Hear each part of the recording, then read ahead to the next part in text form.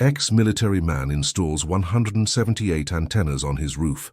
When they discover the reason, Marcus James Thompson woke up once again to his neighbor's complaints echoing through the morning. For 3 years, the same argument had repeated, always with more intensity, always with more people joining against him. The 178 antennas he had installed on the roof of his small wooden house had become the most controversial topic in the small town of St. Benedict in rural Kentucky. When they began to appear one by one, nobody paid much attention. After all, Marcus had always been a quiet, reserved man who had lived alone since retiring early from the army 4 years ago. "You're going to have to take those things down, Marcus," shouted Mrs. Dorothy, the neighbor next door, pointing at the roof as she passed by on the sidewalk. "The city hall has already been notified." Marcus adjusted the military cap he always wore and continued checking the cables connecting some of the antennas to the equipment he kept inside. He didn't answer, as he always did. His graying beard was longer than usual, and the neighbors noticed he seemed thinner each week. "Are you listening to what I'm saying?" insisted Mrs. Dorothy, approaching the wooden gate that separated the yard from the sidewalk. "I'm listening," replied Marcus in a hoarse voice without looking at her. "But I'm not taking them down." The curt answer irritated the woman even more, who shook her head and headed towards Mr. George's grocery store, where she would certainly once again spread her indignation to anyone who would listen. Marcus sighed and went inside. The interior was simple, with basic furniture dating back decades. What caught the eye was the amount of radio equipment scattered around the main room. Tables occupied almost all the space, filled with devices flashing green and red lights. Organized wires ran along the walls up to the roof, connecting each antenna to a specific piece of equipment.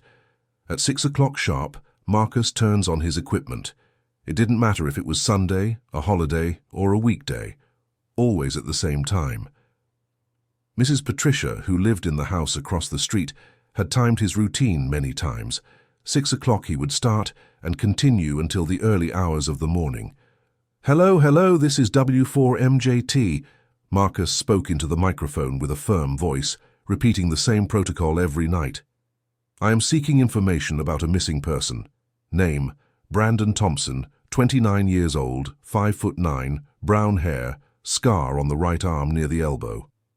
The description repeated on different frequencies, for different regions of the country. Marcus had mapped specific times when radio amateurs from each state were usually active. His military discipline was reflected in the meticulous organization of each transmission. Mrs. Patricia, who initially listened only out of curiosity, began to pay more attention when she realized he was always looking for the same person, Brandon Thompson. The same last name was no coincidence.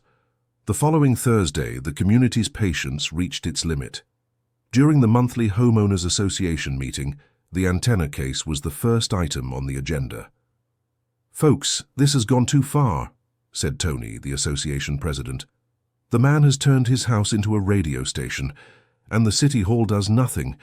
My TV is always full of static because of those antennas," complained Mrs. Rose, a white-haired lady who lived 2 houses down. "I can't even watch my soap opera properly."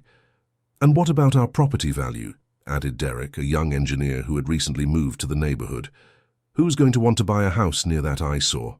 Dear listener, if you're enjoying the story, please take a moment to like and especially subscribe to the channel. It really helps us who are just starting out. Now, continuing. A murmur of agreement spread through the small room of the association. 15 residents had shown up, a record number for the monthly meetings. The case was mobilizing the neighborhood like never before. "Has anyone tried to talk to him properly?" asked Mrs. Elizabeth, a 70-year-old lady who always tried to mediate conflicts in the community. "Maybe he has an explanation." "Mrs. Elizabeth, have you tried talking to that man?"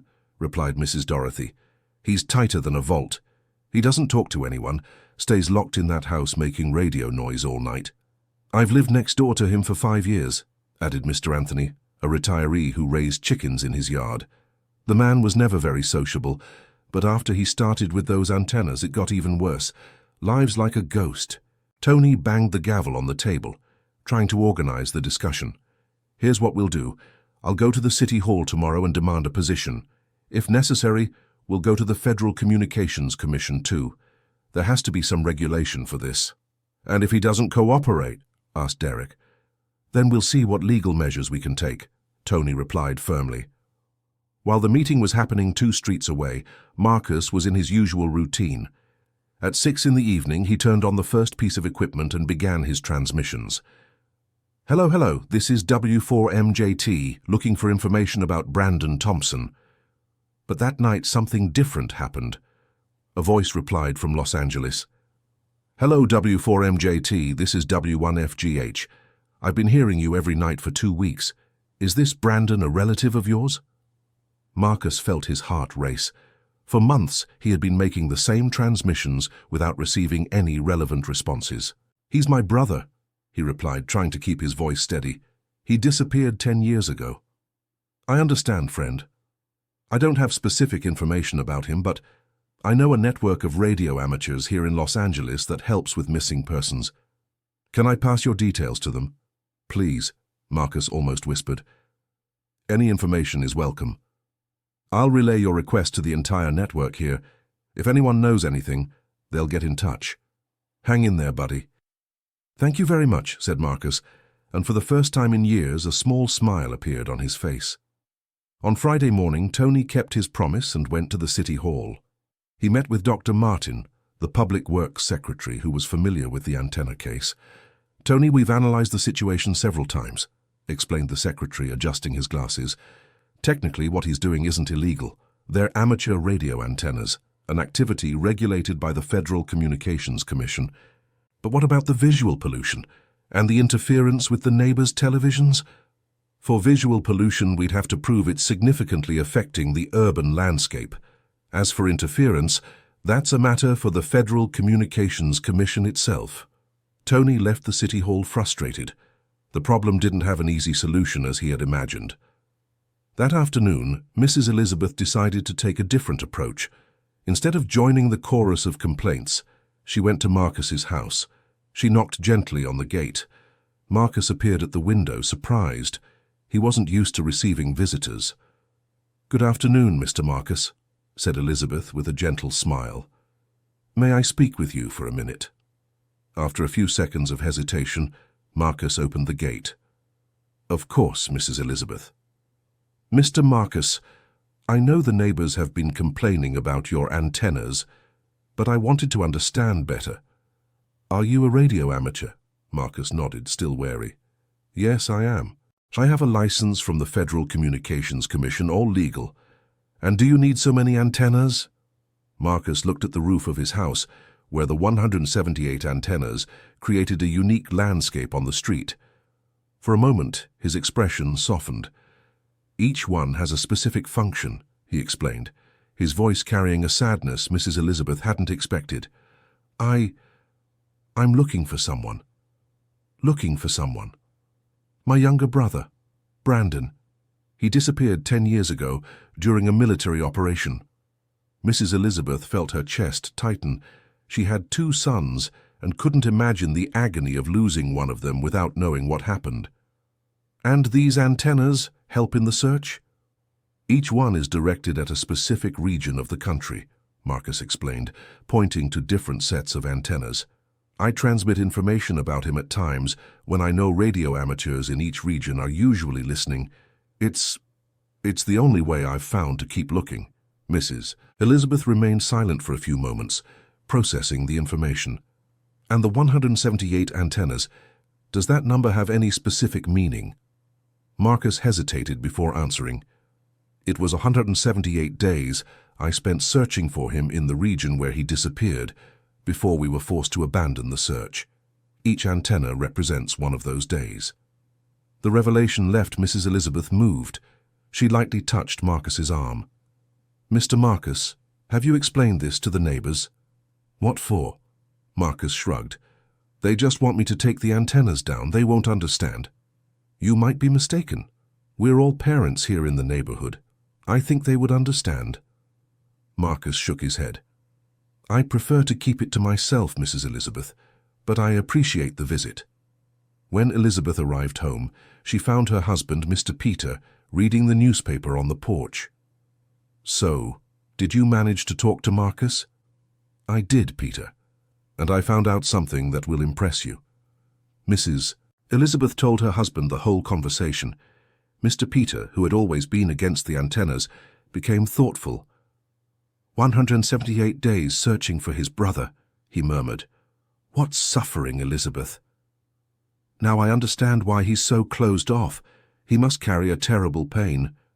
Even so, Elizabeth, he can't simply ignore the neighbours. There has to be a way for everyone to get along. At the next Homeowners Association meeting, Mrs. Elizabeth asked to speak before the complaints about Marcus began. Everyone, before we continue complaining about Mr. Marcus, I think you should know the real reason for the antennas.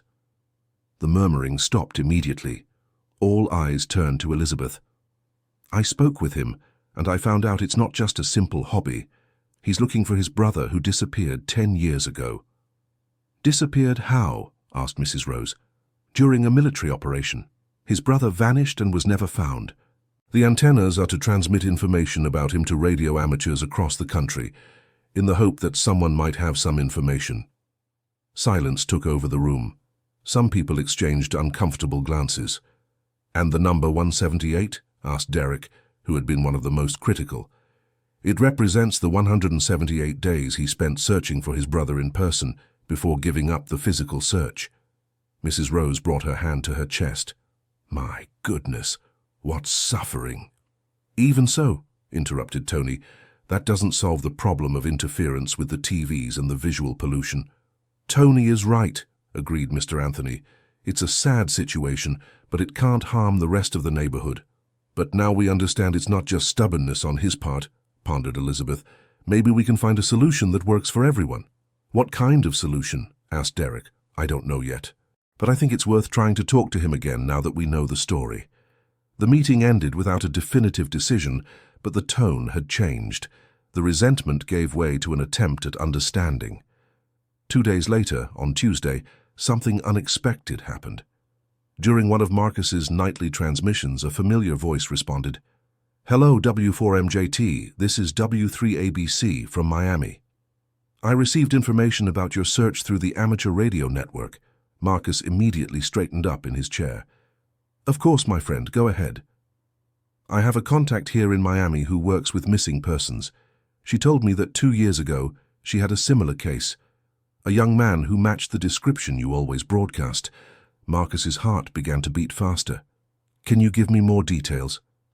He was a young man, brown hair, a scar on his right arm. He was living on the streets, but they managed to help him, but he didn't want to give his real name. And is he still in Miami? We don't know. After he recovered, he disappeared again. But my contact has some photos from that time. I can try to get them and see if it's your brother. Marcus could barely speak from emotion. Please, anything would be a huge help. I'll get in touch with her tomorrow and get back to you. Do you always broadcast at this time? Always at 6 in the evening, on this frequency. Perfect. Don't worry, I'll get that information. When the conversation ended, Marcus turned off the radio and sat still for several minutes. It had been 10 years since he had received such a concrete lead. His hands trembled as he wrote down the details of the conversation in his notebook. The following Wednesday, Marcus was more anxious than usual. At 6 in the evening, he turned on the equipment and stayed on the Miami frequency, waiting for the contact. At 7:20, the familiar voice returned. Hello, W4MJT. This is W3ABC. I got the information. Go ahead, replied Marcus, gripping the microphone firmly. I have 3 photos from that time. My contact said the young man was very reserved, as if he had been through some trauma. He never talked about the past. And the photos? I'll try to transmit them by packet radio, but the quality won't be good. The ideal would be for you to come to Miami to see them in person. Marcus sat back in his chair. Miami was over 500 kilometers from St. Benedict. His military pension was modest, and he spent most of the money on radio equipment and antenna maintenance. I'll have to find a way to get there, said Marcus. Can you give me the address of the place where your contact works? Of course. It's a support center for people experiencing homelessness in the Liberty neighborhood. Marcus wrote down all the details. When he turned off the radio, he realized his life might be about to change. The next day, Marcus went to the town's bank branch to check his account. He had just over $800 available. The trip to Miami would cost at least $300 by bus, plus lodging and food. As he walked back home, he met Mrs. Elizabeth at the bakery. "Good morning, Mr. Marcus. How are you?" "Good morning, Mrs. Elizabeth. I'm fine." Elizabeth noticed he seemed different, more agitated, but at the same time hopeful. "Did something happen? You have a different look about you." Marcus hesitated, but something in Elizabeth's kindness made him open his heart. "I received some information about my brother, a lead in Miami, but I don't know if I'll be able to get there." "Why not?" "A matter of money. The trip is expensive on my pension." Elizabeth was thoughtful for a moment. "Mr. Marcus, may I make a suggestion?" "Of course." "What if you explained the situation to the neighbors? I think a lot of people would be willing to help if they knew it was to find your brother." Marcus shook his head immediately. "I don't want to bother anyone. I've already caused enough trouble with the antennas. But now it's different. Now we know why the antennas are so important to you." Marcus thanked her for the suggestion, but left the bakery determined to solve the problem on his own. He arrived home and started doing the math, seeing what radio equipment he could sell to pay for the trip. Mrs. Elizabeth, for her part, couldn't get the conversation out of her head. When she got home, she told her husband about the meeting. "Peter, the man has a real chance of finding his brother, and he doesn't have the money to follow the lead." "And you want us to do something?" "I think we could talk to the neighbors. Even those who complained about the antennas might understand the situation now." Mr. Peter agreed. That afternoon, Elizabeth went from house to house, explaining the situation and asking if people would be willing to help Marcus. Dear listener, if you're enjoying the story, please take a moment to like and especially subscribe to the channel. It really helps us who are just starting out. Now continuing. The first stop was at Mrs. Dorothy's house, who had been one of the biggest opponents of the antennas. "Mrs. Elizabeth, I understand the man's situation, but he never even tried to explain this to us," said Dorothy, drying dishes at the kitchen sink. "But now you know, and he has a real chance of finding his brother." Dorothy was silent for a few moments. How much would be needed for the trip? "He didn't say an exact amount, but I imagine about $500 would cover everything." "I'll contribute $50, Dorothy decided. "Even though I complained about the antennas, I can't deny help to a father looking for a son. Thank you, Mrs. Dorothy. I'm sure this will mean a lot to him." The next house was Mrs. Rose's, who had also complained about the interference on the television.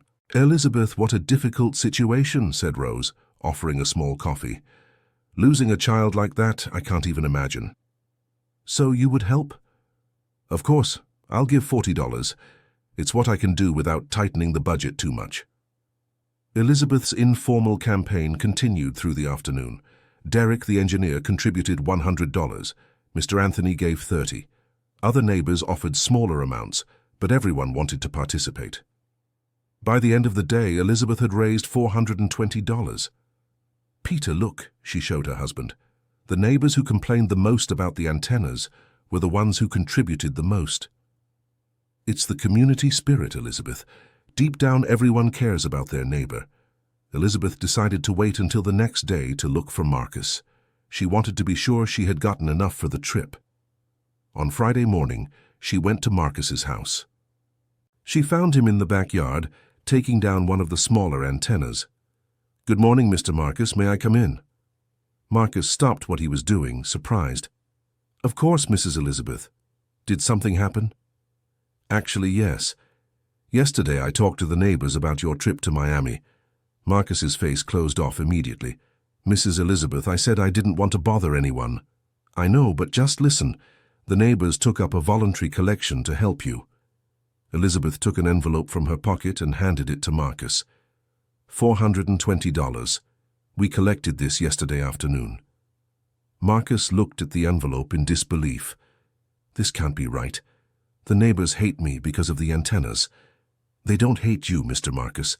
They just didn't understand the reason. Now that they know it's to look for your brother, everyone wants to help." Marcus opened the envelope and counted the money, his hands trembling slightly. "Even Mrs. Dorothy contributed," Elizabeth added, "and she was one of the biggest complainers." I don't know what to say." murmured Marcus, visibly moved. "You don't need to say anything. Just go follow the lead and find your brother." Marcus put the envelope in his shirt pocket. "I'll leave tomorrow morning. I've already checked the bus schedules." "Great." "And Mr. Marcus?" "Yes?" "When you come back, even if you don't find your brother, know that you have a community here that cares about you." After Elizabeth left, Marcus stood in the backyard for a long time, looking at his 178 antennas. For the first time since he began his search, he didn't feel completely alone. On Saturday morning, Marcus took the 7 o'clock bus to Miami. It was the first time he had left St. Benedict since he retired. He carried only a small bag with clothes for 2 days and the address of the support center written on a piece of paper. The trip lasted 8 hours. Marcus spent most of the time looking out the window, thinking about Brandon, and what their reunion would be like if it really was him in the photos. He arrived in Miami in the late afternoon and went directly to the support center. It was a simple building with a discreet sign at the entrance, St. Vincent Social Support Center. The receptionist, a middle-aged woman named Claudia, greeted him kindly. "Good afternoon. Can I help you?" "Good afternoon. My name is Marcus Thompson. I came from Kentucky. A ham radio operator from here told me you might have photos of a person I'm looking for." "Oh, yes. You must be the young man's brother. Patricia told me about your visit." Marcus felt his heart race. "Patricia? She's our coordinator. She was the one who handled the case 2 years ago. She's in her office. I'll call her." A few minutes later, a woman of about 50, with graying hair and a welcoming gaze, appeared at the reception. "Mr. Marcus, I'm Patricia. Nice to meet you." "Nice to meet you, ma'am. I came looking for information about my brother." "Of course, let's go to my office where we can talk with more privacy." Patricia's office was small but organized. There was a computer on the desk and several file folders on the shelves. "Mr. Marcus, before I show you the photos, I need to explain a few things about the young man we cared for." Marcus nodded, preparing himself for what he would hear. "He arrived here in a very weakened state. He had spent weeks living on the street. He was extremely thin, dirty, and clearly traumatized." "Traumatized how?" "He had panic episodes when he heard loud noises. He also couldn't sleep properly, was always alert. Typical behavior for someone who has been through extreme situations." Marcus swallowed hard. The description fit someone who had seen combat. "And he never said his real name?" "Never. He said his name was George Thompson, but it was obviously a fake name. When we asked about family, he would change the subject or become agitated." Patricia opened a desk drawer and took out a manila envelope. "These are the 3 photos we have of him. They were taken after he had recovered a bit, so his appearance is already better than when he arrived." Marcus took the envelope with trembling hands. He opened it slowly and took out the first photo. It was a color image showing a young man in profile with somewhat long brown hair and an unshaven beard. He was looking into the distance with a melancholy expression. "It's him," Marcus whispered, hardly able to believe it. "It's my brother Brandon." Patricia leaned in to see better. "Are you sure? We know that sometimes we want it so much to be the person we're looking for that—" "I'm absolutely sure," Marcus interrupted, pointing to the man's right elbow in the photo. "See this scar here on the elbow? Brandon did that when he fell off his bike at 12. I was with him when it happened." Marcus took the second photo. It was Brandon facing forward, looking directly at the camera. Despite being thinner and with a grown-out beard, there was no doubt it was his younger brother. The third photo showed Brandon talking to another homeless man. Even with his weakened appearance, Marcus would recognize that face anywhere. "My God, Brandon," he murmured, running his fingers over the photo. "Where have you been all these years?" Patricia observed Marcus's emotion and became convinced he really was the brother being sought. "Mr. Marcus, I need to explain a few more things about his behavior here." Marcus looked up from the photos. "Go ahead." Brandon, or George as he called himself, demonstrated very specific military knowledge. He knew survival techniques, advanced first aid, and had the reflexes of someone trained for combat. This confirms it's him. Brandon was also military. But there's something else. He seemed very afraid of being found. He always asked if anyone was looking for him. When we said no, he showed relief. Marcus stopped looking at the photos and stared at Patricia. What do you mean, afraid of being found? It was as if he didn't want anyone to discover where he was. That's why he left here without notice. One morning he simply wasn't in his bed anymore. And he left no clue where he went? None. But some of the other clients mentioned he had said something about starting a new life in the countryside. Marcus fell silent, processing the information. On one hand, he was elated to confirm that Brandon was alive. On the other, he was beginning to understand that perhaps his brother didn't want to be found. Patricia, can I have a copy of these photos? Of course, I'll make the copies for you now. While waiting for the copies, Marcus thought about the 10-year search, the 178 antennas, the nights transmitting information about Brandon to radio amateurs across the country. Mr. Marcus, said Patricia, returning with the copies, may I make a suggestion? Of course. If Brandon really doesn't want to be found, perhaps it's important to respect that choice. Sometimes people disappear because they need to rebuild their lives in a way that wouldn't be possible by keeping old connections. Patricia's suggestion hit Marcus like a punch to the stomach. He had never considered the possibility that Brandon had chosen to disappear. But he's my brother, said Marcus, his voice choked. It's just been the two of us since our parents died. I understand, Mr. Marcus, and I can imagine the pain of all these years not knowing if he was alive. But sometimes the greatest proof of love is allowing the person to live the way they need to live. Marcus put the photos in his pocket and thanked Patricia. He left the support center with his heart torn between the happiness of knowing Brandon was alive and the anguish of realizing that perhaps he didn't want to be found. He spent the night in a simple hotel in downtown Miami, unable to sleep. The photos remained on the room's table, and he kept looking at them, trying to understand what had led Brandon to abandon the life they had together. On Sunday morning, Marcus decided to visit some places where homeless people usually gathered. Maybe someone had more recent information about Brandon. He spent the entire day walking through plazas, overpasses, and support points. He showed the photos to dozens of people, but no one recognized Brandon or knew anyone matching the description. In the late afternoon, he was ready to give up when he met an elderly man in a plaza in the Liberty neighborhood. This young man in the photo, said the elderly man, looking carefully. I did know him. Marcus felt a new wave of hope. You knew him? When? About 6 months ago. He stayed here at the plaza for a few weeks. Very polite young man, helped everyone. Did he say anything about where he was going after? He said he was going to the Florida countryside, wanted to work on a farm away from the city. Florida countryside? What region? I can't specify, no. But he talked a lot about wanting a quiet place where no one would ask questions about his past. Marcus thanked the man and returned to the hotel. The information was vague, but at least it confirmed that Brandon was still trying to stay away from places where he might be found. On Monday morning, Marcus took the bus back to St. Benedict. During the 8-hour trip, he kept thinking about everything he had discovered. Brandon was alive, but apparently didn't want to be found. What did that mean for his 10-year search? When he arrived in St. Benedict, it was late afternoon. He walked slowly through the familiar streets, carrying his small bag and the photos in his pocket. Mrs. Elizabeth was watering the plants in the backyard when she saw him pass by. Mr. Marcus, how was the trip? Marcus stopped at her gate. Complicated, Mrs. Elizabeth. Complicated how? Wasn't it your brother in the photos? It was him, yes. I'm absolutely certain. Then why complicated?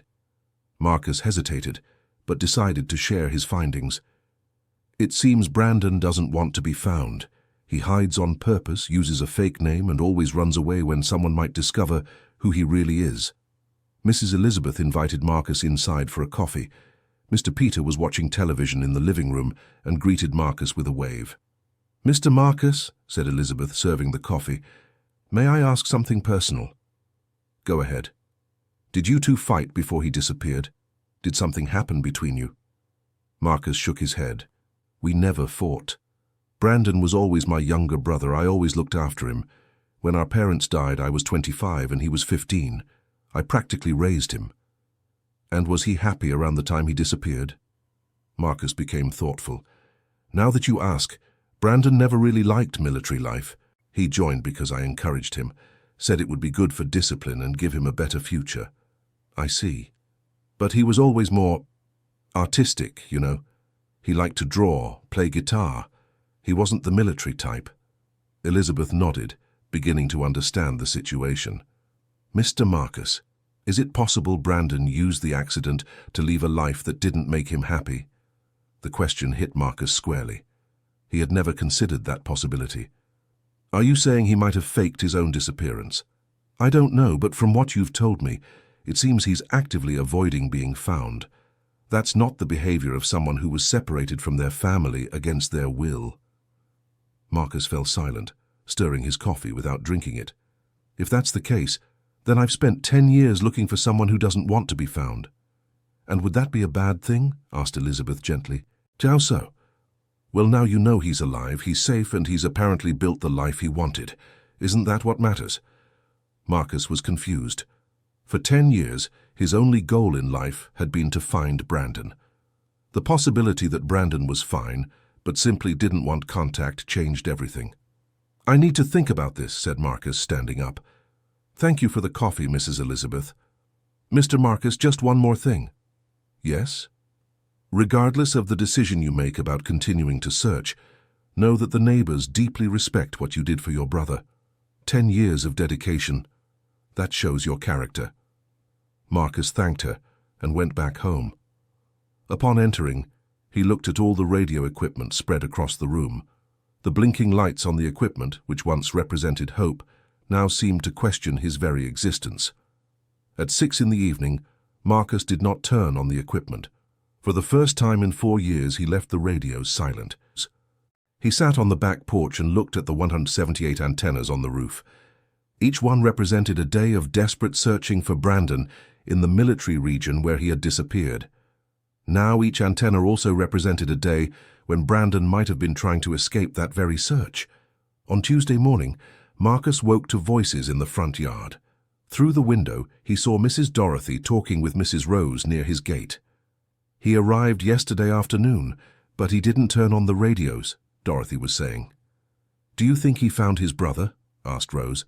Marcus put on his shirt and went to greet the neighbors. Good morning, ladies. Good morning, Mr. Marcus, replied Dorothy. How was the trip to Miami? Fine, thank you. And your brother? Was it really him in the photos? Marcus nodded. It was him, I'm sure. The two women smiled, excited. How wonderful, exclaimed Rose. And where is he now? I don't know. He left Miami 2 years ago and left no trace. The neighbors' expressions changed. But at least now you know he's alive, said Dorothy, trying to be optimistic. That's true, agreed Marcus, but his voice didn't show the expected happiness. The neighbors noticed something was different. Mr. Marcus, may I ask why you didn't turn on the radios yesterday? Rose wanted to know. Marcus hesitated. I'm rethinking whether I should keep looking. How so? I found out that Brandon might be hiding on purpose. Maybe he doesn't want to be found. The two women exchanged glances. And would that change anything? Asked Dorothy. It would change everything. If he wants to stay away, who am I to force a reunion? Rose touched Marcus's arm through the gate. Mr. Marcus, you spent 10 years searching. You can't give up now that you have concrete leads. But what if he doesn't want to be found? Then at least he'll know he has a brother who never gave up on him, replied Dorothy. That's worth something, isn't it? Marcus thanked the neighbors and went inside. Dorothy's words echoed in his mind. Perhaps the search wasn't just about finding Brandon, but about showing that the love between brothers had no expiration date. That afternoon, Marcus received an unexpected visit. Mr. Anthony, the neighbor next door, appeared at the gate with a serious expression. Marcus, can I talk to you? Of course, Mr. Anthony. The two men sat on the front porch. Marcus, last night I kept thinking about your situation and I remembered something. What? My son works at an agricultural cooperative here in the Kentucky countryside. He knows a lot of people who work on farms, people who are sometimes starting over. Marcus was interested. And? If your brother really went to the Florida countryside to work in agriculture, Maybe my son can get some information through his contacts. Would that be possible? I can ask him. It's an informal network, but folks in the countryside know each other. There's always an exchange of workers between regions. Marcus considered the offer. It was a new lead, different from the amateur radio approach he had been using. I would accept the help, yes. Thank you very much, Mr. Anthony. I'll call my son tonight and explain the situation. After Mr. Anthony left, Marcus felt a little more hopeful. Perhaps there were other ways to find Brandon besides radio broadcasts. At 6 in the evening, he decided to turn the equipment on again. But this time, instead of transmitting Brandon's description, he did something different. Hello. This is W4MJT, he said into the microphone. I wanted to thank all the amateur radio operators who helped me in the search for my brother Brandon Thompson. Several stations responded, wanting to know if he had found Brandon. I managed to confirm that he is alive and well, continued Marcus. The information you all gave me was crucial. Thank you all very much. The network of amateur radio operators that had formed to help Marcus showed genuine joy at the news. Many said they would remain alert to any information about Brandon. On Wednesday morning, Mr. Anthony returned with news. Marcus, I spoke with my son yesterday. He's going to contact some acquaintances in Florida. What kind of contacts? People who work with rural labor mediation. If Brandon is working on a farm over there, someone might know him. And how long would it take to get an answer? A few weeks. Country folks aren't in a hurry. Information circulates slowly. Marcus thanked him again. The prospect of a slower, less intense search gave him time to process everything he had discovered in Miami. In the following days, Marcus established a new routine. He continued his radio transmissions, but now only to stay in touch with the network of amateur radio operators who had helped him. He also began dedicating more time to maintaining the antennas, which had been neglected during years of heavy use. 1 week after the conversation with Mr. Anthony, Marcus received a visit from Derek, the young engineer. Mr. Marcus, may I speak with you? Of course, Derek. I wanted to apologize for complaining so much about your antennas. Now that I know the reason, I feel terrible. You don't need to apologize. You didn't know. Even so. And I wanted to make a proposal. Marcus was interested. What kind of proposal? I'm an electrical engineer. I can help you optimize the antenna system. It might be possible to maintain the same efficiency with fewer antennas, reducing the visual impact. The proposal took Marcus by surprise. Why would you do that? First, to make up for complaining unfairly. Second, because what you do is admirable, and I can help technically. Marcus considered the offer. With fewer antennas, maybe the neighbors would be more comfortable, and he could maintain his amateur radio activities. Would it be possible to maintain coverage for the whole country? Without a doubt. With better antennas and a more efficient system, we can achieve the same range with half the current antennas. And how much would that cost? Nothing, replied Derek. It would be my contribution to your search. Marcus was moved by his neighbor's generosity. Derek, are you sure? Absolutely. When can we start? They arranged to begin the project the following week. Derek would do a technical study of the current system and propose improvements. On Saturday, Marcus was organizing some equipment when he heard a loud knock at the gate. It was a man about 40 years old, whom he didn't know. Mr. Marcus James Thompson. Yes, that's me. My name is Joachim. I work on a farm in Tallahassee, Florida. Anthony from here in St. Benedict gave me your contact. Marcus felt his heart race. Anthony was the father of Mr. Anthony, his neighbor. Please come in, Joachim. What do you want to talk about? About your brother Brandon. Marcus led Joachim to the living room, offering him water. What do you know about my brother? I met a young man who might be him. He worked on our farm about a year ago. His name was George, but several things about him matched the description I received. Can you tell me more? He was a young man, brown hair, a scar on his right arm, very hard-working but extremely reserved. He never talked about family or his past. Marcus showed one of the photos he brought from Miami. Is this the man? Joachim looked carefully at the photo. The beard is different, but the face... Yes, I believe it's him. And where is he now? He left the farm about 3 months ago, said he wanted to go to an even more isolated place. Did he give any clue as to where? He talked about going to the backcountry, maybe Arizona or New Mexico. He wanted to work raising goats. Marcus wrote down all the information in his notebook. Joachim, did he seem happy working on the farm? He seemed to be. He was respected by the other workers, knew how to handle himself well in the field, but he always gave the impression of running from something. Running how? He'd get nervous when visitors came to the farm. He always asked if anyone was looking for him. The information confirmed Marcus's suspicions that Brandon didn't want to be found. Did he leave any message or address? No. One morning he simply wasn't there anymore. He left only a note thanking them for the opportunity. Joachim stayed another hour talking with Marcus, giving details about Brandon's behavior on the farm. When he left, Marcus was again torn between the joy of knowing more about his brother and the sadness of recognizing the pattern of flight. On Sunday, Marcus decided to talk to Father Michael, the town's parish priest. Whenever he had existential doubts, he sought religious guidance. Father, I'm in a complicated situation and would like some advice. Father Michael, a 60-year-old man with vast experience in counseling, invited Marcus to sit on the church bench. You can speak, my son. Marcus told the whole story: Brandon's disappearance, the 10 years of searching, the recent discoveries about Brandon intentionally hiding.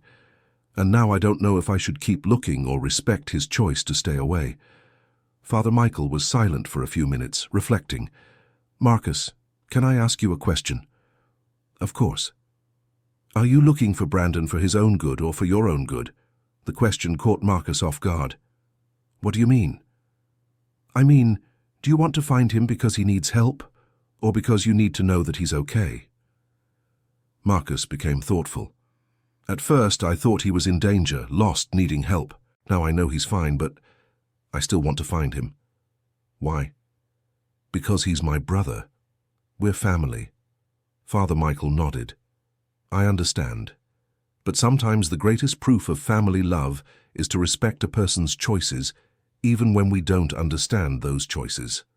So you think I should stop looking? I can't make that decision for you, Marcus, but I can suggest you pray for wisdom to discern between what is true love and what might be attachment. Marcus thanked the priest and returned home with even more questions in his head. Monday morning brought a new twist. Derek showed up at Marcus's house with a detailed project to optimize the antenna system. Mr. Marcus, I analyzed your entire system. It's possible to reduce it to 89 antennas while maintaining the same efficiency. Exactly half. That's right. And with some technical improvements, we can even increase the signal quality. Marcus studied the diagrams Derek had prepared. And the symbolism. I have 178 antennas because it was 178 days searching for Brandon in the military region. Derek had thought of that. We can keep 178 radiating elements, but organized into 89 more complex antennas.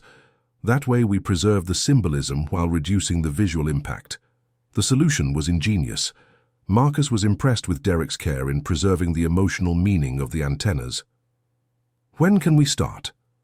This week, if you want. I'll need a few days to get the materials. That afternoon, while Derek was noting down technical specifications of the existing antennas, Marcus received an unexpected call. It was from a ham radio operator in Phoenix. Hello, this is W4DEF. I'm trying to locate W4MJT. That's me. Go ahead. I received information about your search through the ham radio network. I have news about a man who might be your brother. Marcus felt that familiar acceleration of his heart. Can you tell me? There's a young man working on a goat farm here in rural Arizona. He matches the physical description circulating on the network. His name is George Thompson, but we know it's a fake name. The information matched exactly what Joachim had said about Brandon wanting to go to the backcountry to raise goats. What region of Arizona? Near Tucson. It's a small isolated farm. People in town talk about a young man who showed up 2 months ago. Very hard-working but reserved. And how do I confirm if it's him? I can give you the farm's address, but it's very hard to get to. It's about 3 hours by car from the nearest town. Marcus wrote down all the information. When he hung up, Derek asked, "Was it about your brother?" "A new lead. It seems he might be on a farm in Arizona." "Are you going after him?" Marcus hesitated. "I don't know. I'm starting to understand that maybe he doesn't want to be found." Derek stopped what he was doing and looked at Marcus. "Can I give my opinion?" "Of course. I think you should go.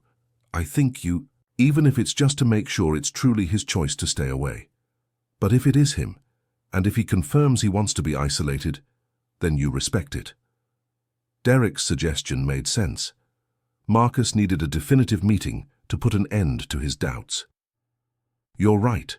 I'm going to travel to Arizona. Do you want me to come along? I can ask for a few days off work." The offer surprised Marcus. "Why would you do that?" "Because I admire your dedication, and because I think no one should make a trip like that alone." Marcus was moved by Derek's generosity. "I accept the company, thank you very much." They decided to travel the following week. Derek would take care of renting a car since the farm was in an area difficult to access by public transportation. Marcus spent the next few days organizing the trip and thinking about what he would say to Brandon if he really found him. It would be a decisive moment in both their lives. Mrs. Elizabeth learned of the planned trip and went to talk to Marcus. "Mr. Marcus, can I make a suggestion for when you find Brandon?" "Of course, Mrs. Elizabeth."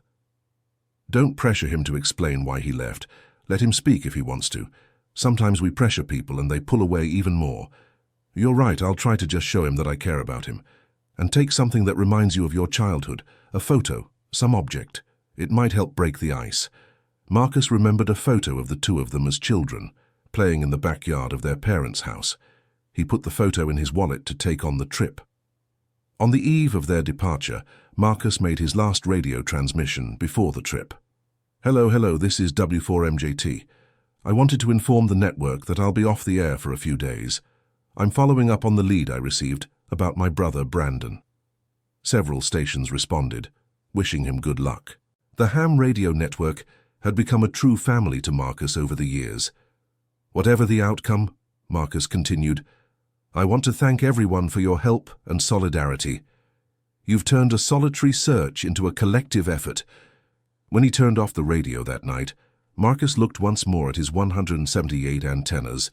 Soon many of them would be removed as part of Derek's project, but the meaning they represented would remain forever. On Friday morning, Derek arrived early with a rented car. The trip to Arizona would take about 12 hours, including stops. "Ready for the adventure?" asked Derek, carrying a small bag. "Ready," replied Marcus, though his voice showed more apprehension than certainty. The two began their journey before dawn, taking the road leading northeast. Marcus had the photos of Brandon, the farm address written on paper, and a growing anxiety about what he would find. During the first hours of the trip, Derek tried to keep casual conversation going to distract Marcus. They talked about work, about St. Benedict, about the plans for the antennas. "Mr. Marcus, can I ask something I've always been curious about?" "Go ahead." "What was Brandon like before he disappeared? Were you close?" Marcus was silent for a while, organizing his memories. "Brandon was always very different from me. I was always more serious, disciplined, responsible. He was artistic, a dreamer, a bit rebellious. And did that cause problems between you?" "Sometimes, especially after our parents died. I tried to give him structure, steer him toward more stable careers. I think he felt suffocated." "I see." "When I encouraged him to join the army, he wasn't very excited, but he agreed, maybe to please me." Derek began to understand the dynamic between the brothers better. "And did he like military life?" "He never complained openly, but I could tell it wasn't the ideal environment for him. Brandon was too sensitive for military rigidity." "Mr. Marcus, with all due respect, is it possible that Brandon took advantage of the accident to leave a life that wasn't making him happy?" The question echoed what several people had already suggested to Marcus. "It is possible, yes.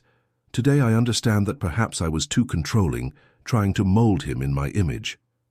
And if that's the case, how will you react when you find him? I will apologize, answered Marcus without hesitation. And I will say that I just want to know if he's okay, and if he's happy. The conversation continued through the morning, with Derek helping Marcus process 10 years of guilt and questions. Around noon, they stopped for lunch in a small town on the border between Kentucky and Florida. The heat was increasing as they headed toward the northeast. We still have many hours of travel ahead, said Derek, checking the GPS. Do you want to continue today or stop in some town to sleep? Let's continue. I've already waited 10 years. I'm not going to stop when we're so close. Marcus's determination impressed Derek. It was evident that this trip represented the closing of an important chapter. During the afternoon, the landscape gradually changed. The mountains of Kentucky gave way to the backcountry of Florida, and then to the dry scrublands of the interior northeast. Look at this isolated region, commented Derek, observing the dry vegetation and scattered farms. I understand why Brandon would choose a place like this if he wanted to start his life over.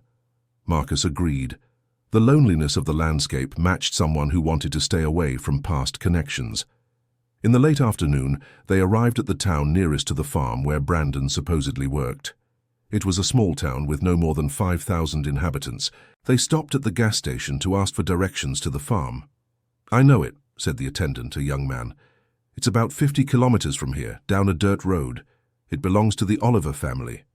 Is there a young man working there? Asked Marcus. Yes, there is. He showed up about 2 months ago. People say he's a very hard worker, but kind of strange. Strange how? Too reserved. Never comes into town, never talks to anyone. Just works and stays isolated on the farm. The description fit Brandon's pattern of behavior perfectly. Derek checked his watch. It's almost 5 in the evening. I think it's best we go early tomorrow. A dirt road in the dark is not a good idea.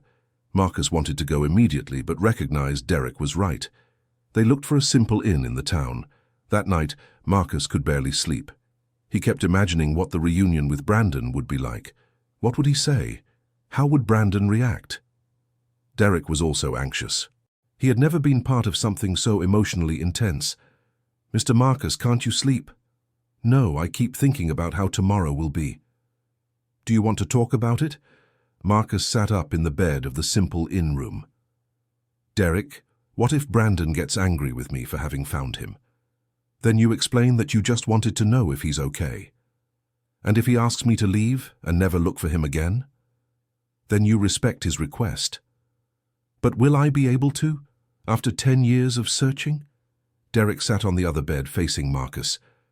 Mr. Marcus, true love sometimes means letting go of what we want in favor of what is best for the loved one. The phrase echoed in Marcus's mind for the rest of the night. On Saturday morning, they woke up early and had a simple coffee at the inn. Marcus was visibly nervous. Ready? Asked Derek. Ready, answered Marcus, although his voice lacked conviction. The dirt road to the farm was rough, full of potholes and stones. The car kicked up clouds of red dust as it advanced through the scrubland. After an hour and a half of difficult road, they arrived at a simple gate with a sign, St. Francis Farm, Oliver Family. Marcus felt his heart race. It might be that on the other side of that gate was Brandon. Derek honked the horn. A middle-aged man appeared from the main house walking toward the car. Good morning, said the man. Can I help you? Good morning. My name is Marcus. This is Derek. We're looking for a person who might be working on your farm. What person? A young man around 30, brown hair, a scar on his right arm. He might be using the name George Thompson. The man, who introduced himself as Mr. Oliver, confirmed. We do have a young man matching that description. He's been working here for 2 months. Marcus could barely breathe. Can we speak with him? You can, but he's over at the distant pen, tending to the goats. It's about 2 kilometers from here. Can we go there? Of course, but I should warn you that George is very reserved. He might not want to talk. Mr. Oliver pointed the way to the pen. Derek drove slowly along the trail, leading to the spot. Mr. Marcus, are you ready? I don't know if anyone can be ready for a moment like this. When they arrived at the pen, they saw a young man arranging feed for the goats. He had his back turned, but Marcus immediately recognized the posture and movements. "It's him," he whispered. "It's Brandon." Derek stopped the car at a respectful distance. Marcus got out slowly, his heart pounding. "Brandon," he called with a trembling voice. The man stopped what he was doing and turned slowly. When his eyes met Marcus's, his expression changed from surprise to shock, then to something that seemed like panic. "Marcus," said Brandon, almost voiceless. How did you find me?" The two brothers stood still, separated by about 10 meters, looking at each other in silence. Brandon was thinner, tanned by the sun, with a long beard, but he was undeniably the same Brandon that Marcus had searched for over 10 years. "Brandon," Marcus began, but his voice failed. "You shouldn't be here, Marcus," said Brandon, his voice laden with a deep sadness. "You shouldn't have looked for me. I needed to know if you were okay." Brandon ran his hand through his hair, a nervous gesture Marcus remembered from childhood. "I'm fine, Marcus. I'm living how I want to live. Now you can leave." The coldness of the words hit Marcus like a punch. "Brandon, I spent 10 years looking for you, 10 years not knowing if you were alive. And I spent 10 years trying to rebuild my life away from everything that made me unhappy," replied Brandon, his voice growing firmer. Derek remained in the car, understanding that this was a private moment between the brothers. "Brandon, if I did anything that hurt you, forgive me. I just want you to be well." Brandon sighed deeply and took a few steps closer. "Marcus, you never intentionally hurt me, but you never understood that I didn't want the life you planned for me." The military life. The military life. The city life. The life of responsibilities I didn't choose.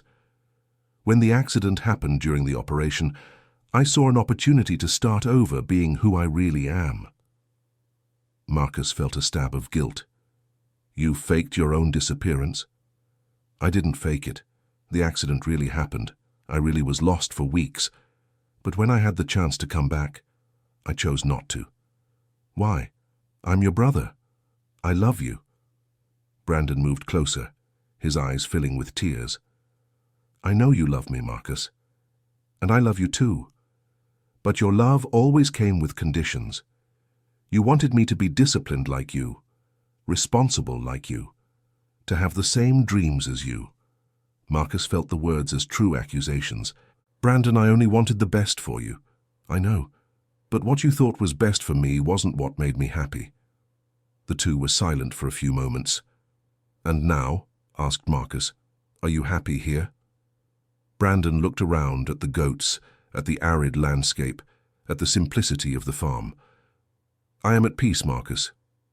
For the first time in my life, I am at peace. And me? Do I still not have a brother?" Brandon moved closer and touched Marcus's shoulder. "You will always be my brother, but I can't go back to being who you want me to be." Marcus took the old photo from his pocket, showing the two of them as children. "Remember this photo?" Brandon smiled for the first time. "I remember. We were happy back then." "We were. You drawing on the ground and me trying to teach you how to play football. And you'd get frustrated because I preferred to draw," Brandon recalled. "That's true. I never understood your dreams." Brandon took the photo and looked at it for a long time. "Marcus, can I ask you something? Anything. Stop looking for me. Let me live this life I've chosen." The request hurt Marcus, but he understood the need. "And if I promise not to look anymore, could you write to me once a year, just so I know you're okay?" Brandon considered the request. "No return address, no way to trace me." "No return address," Marcus agreed. "And you promise you'll never try to find me again?" Marcus hesitated, but he looked into his brother's eyes and saw determination. "I promise." Brandon hugged Marcus for the first time in 10 years. "Thank you for loving me enough to let me go," he whispered in his brother's ear. "Thank you for teaching me that true love sometimes means letting go." The two separated, both crying. "Take care of yourself, Marcus." "You too, Brandon. Be happy." Marcus walked back to the car, feeling like one part of his life was ending, and another was beginning. Derek noticed Marcus's emotional state and drove in silence for the first few miles. "Do you want to talk about what happened?" he finally asked. "Brandon is fine, and he's happy," said Marcus, wiping his eyes. "And he asked me to stop looking for him." "And you're going to respect that?" "I am. For the first time I understood that my love for him can't be selfish." The return trip lasted the rest of Saturday and part of Sunday. Marcus spoke little, processing everything that had happened. When they arrived in St. Benedict on Sunday afternoon, Marcus felt strangely relieved. The weight of 10 years of searching had lifted from his shoulders. Derek dropped him off at home and said goodbye. "Mr. Marcus, when you want to start the antenna project, just let me know." "Actually, Derek, I think I'm going to do something different with the antennas." "What do you have in mind?" "I'm going to start removing one per week until I get down to a more reasonable number. Each removal will be like a symbolic farewell to the obsession. And will you keep up any amateur radio activity?" "I will, but focused on helping other families find lost relatives in a more organized and less compulsive way." Derek smiled. "I think that's an excellent idea." Monday morning, Marcus began his new ritual. He removed one antenna from the roof, carefully disassembling the cables and storing the parts. Mrs. Elizabeth appeared in the yard. "Mr. Marcus, did you find Brandon?" "I found him, Mrs. Elizabeth. He's fine and he's happy." "And is he coming back home?" "No, he chose the life he has now, and I'm going to respect that choice." Elizabeth noticed a different serenity in Marcus. "How are you feeling?" "At peace. For the first time in 10 years, I am at peace." During the following weeks, Marcus established a new routine. Every Monday, he removed an antenna. Every night at 8 o'clock, no longer at 6, he did a 1-hour broadcast to help other families with missing persons. The community noticed the change in Marcus. He became more sociable, greeting neighbors, stopping to chat. 2 months after the meeting with Brandon, Marcus received his first letter. No sender, posted from a town he had never visited. "Marcus, I am well and happy. The goats are growing and the farm is thriving. Thank you for understanding. Brandon." Marcus kept the letter in a special place and felt the circle was complete. 6 months later, Marcus had removed 24 antennas and helped 4 families reunite with lost relatives through his organized broadcasts. The City Hall formalized his activity as voluntary community service, and Marcus gained local recognition for his work. 1 year after the meeting, Marcus had reduced to 89 antennas, following Derek's project. The house still drew attention, but no longer bothered the neighbors. Derek had become a great friend, and they worked together on communication projects for the community. During the winter, Marcus received the second letter from Brandon. "Marcus, I married a teacher from a nearby town. We are happy and expecting our first child. You will be an uncle. Brandon." Marcus smiled and kept the letter with the first one. On the second anniversary of the meeting, Marcus removed antenna number 89, leaving exactly 89 antennas on the roof. The number wasn't random. It represented the 89 days he spent in peace after finding Brandon. That night, he made his regular broadcast. Hello, this is W4MJT. Tonight marks 2 years since I found my brother Brandon. For those just starting to listen to our broadcasts, Brandon had been missing for 10 years. Several stations responded, asking for details of the story. "The great lesson I learned," continued Marcus, "is that sometimes we search for people for the wrong reasons. I was looking for Brandon because I needed him, not because he needed me." A station from Los Angeles asked Marcus to elaborate. "When I finally found him, I understood he was well and happy. My search was more about my need to have a brother than about helping him." "And how did you resolve the situation?" asked the station from Los Angeles. "I learned to let go. True love sometimes means allowing the person to live the way that makes them happy, even if it hurts us." The conversation lasted an hour, with Marcus sharing his experience with other amateur radio operators who were also searching for missing relatives. When he turned off the radio, Marcus looked out the window at his 89 antennas. They no longer represented obsession or desperation, but organized hope and love transformed into service. On the third anniversary of the meeting, the third letter from Brandon arrived. Marcus, our son is named Peter Marcus, in honor of you and our father. He's walking and says Uncle Marcus when he sees photos. One day when he's older, I'll tell him about the uncle who never gave up looking for me. Brandon. Marcus cried reading the letter. He was grateful that Brandon was building the family he had always dreamed of having. That year, Marcus was invited to give a lecture at the Amateur Radio Association in Atlanta on missing persons and emergency communication. During the lecture, he told his full story for the first time. Radio technology helped me find my brother, he said to the audience of 50 people, but it took human wisdom to understand what to do when I found him. A young amateur radio operator raised his hand.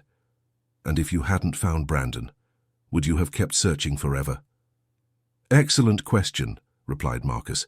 Today I understand the search had to have an end, whether I found him or not. Obsession isn't healthy for anyone. How do you distinguish between dedication and obsession? Asked a lady in the audience. Dedication has moments of peace. Obsession never rests, explained Marcus. For 10 years, I never had peace. That should have been a sign. The lecture was very well received, and Marcus was invited to other cities. On the 4th anniversary, Brandon's letter brought a photo. Marcus, this is your niece Marina. Peter got a little sister. We are all well and happy. The farm has grown, and now we have sheep too. Brandon. The photo showed Brandon, more mature and with a genuine smile, holding a baby. Next to him, a beautiful woman and a small boy who looked a lot like Brandon as a child.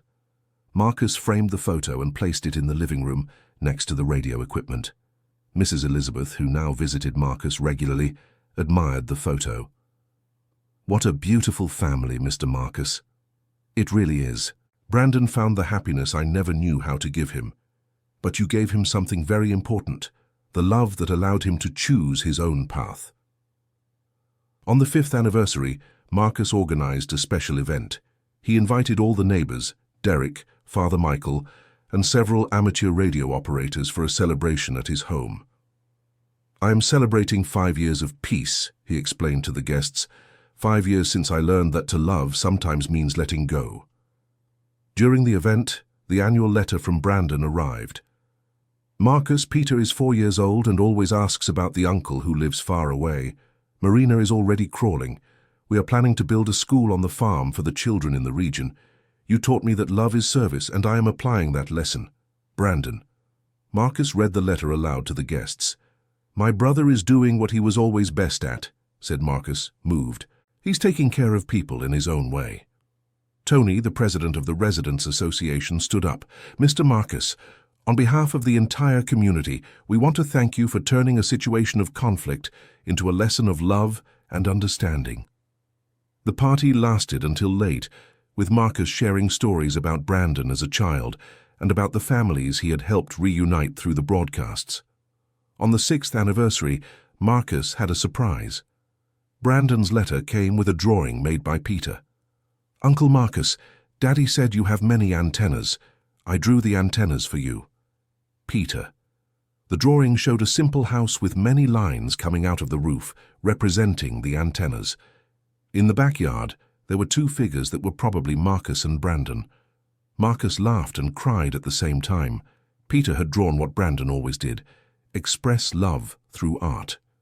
That year, Marcus decided to write a book about his experience. With Derek's help, he began organizing 10 years of diaries and memories. The book would be called 178 Antennas, A Story of Love and Letting Go. 2 years later, when the book was published by a local publisher, all proceeds were directed to organizations that help families with missing persons. On the 8th anniversary, the letter brought special news. Marcus, Peter is learning to use the radio. I built a small setup for him to talk to amateur radio operators in the region. He says when he grows up he'll have 89 antennas like Uncle Marcus. Brandon. Marcus was moved by the news. Peter was developing an interest in radio communication, creating a special connection with the uncle he had never met in person.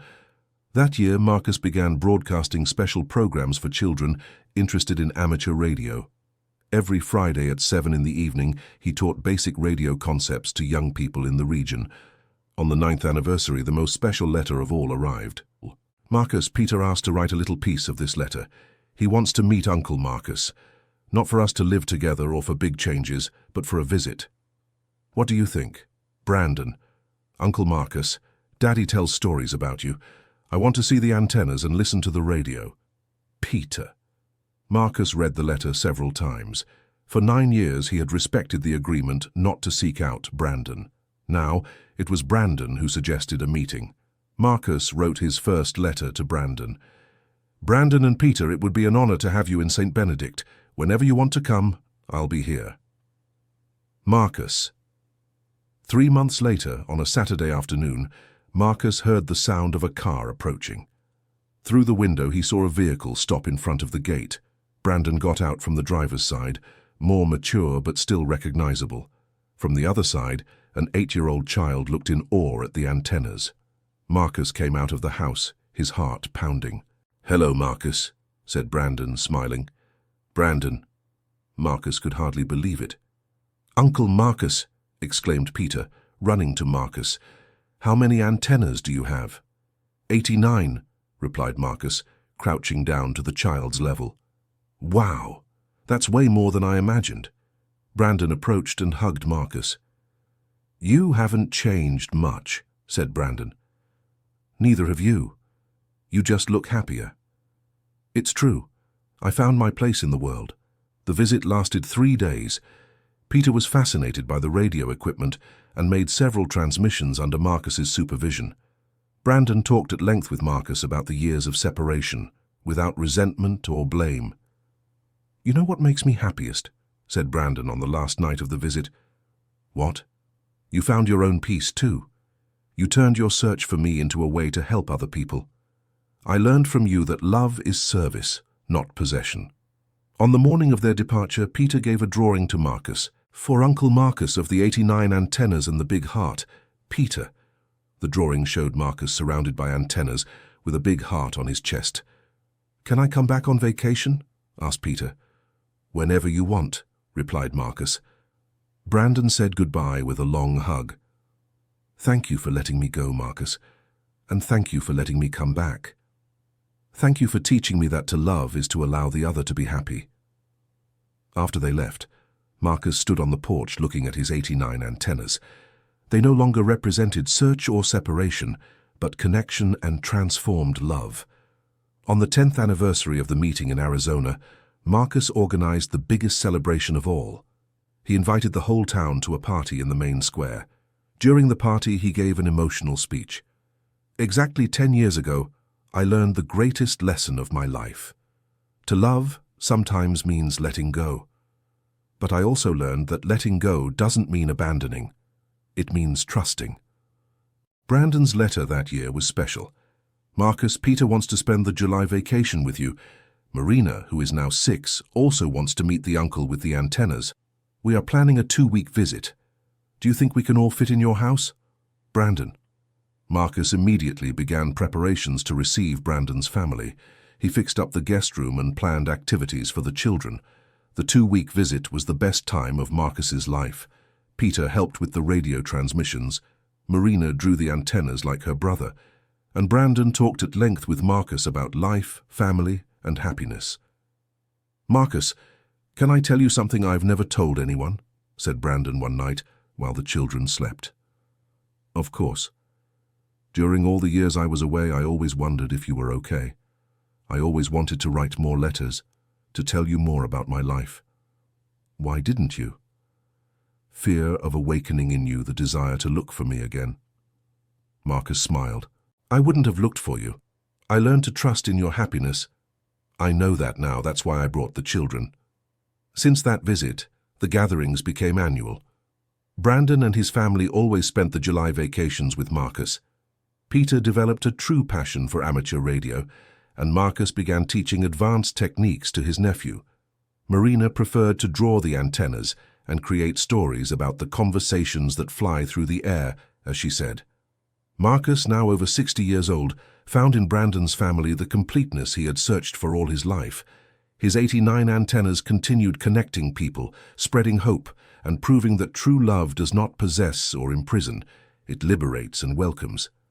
One day Peter, now 12 years old, asked, "Uncle Marcus, do you regret searching for my father for so long?" "No, Peter. That search led me to you. Sometimes the most winding paths lead us to the most beautiful destinations. And will the 89 antennas stay forever? As long as there are families needing to reunite, the antennas will keep transmitting hope." Peter smiled. "When I grow up, I'm going to have antennas too, to help people like you do." Marcus hugged his nephew, knowing the legacy of love transformed into service would continue in the next generation.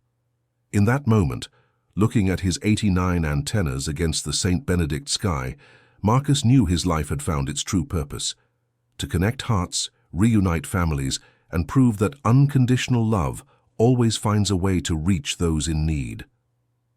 The transmissions of W4MJT continued echoing across the United States, carrying messages of hope, and proving that sometimes the greatest victory is not finding who we are looking for, but learning to love the right way. End of story. So, what did you think of this touching story? Marcus found more than his brother. He discovered the true meaning of unconditional love. Leave your opinion in the comments, and if you liked it, subscribe to the channel for more moving stories like this one.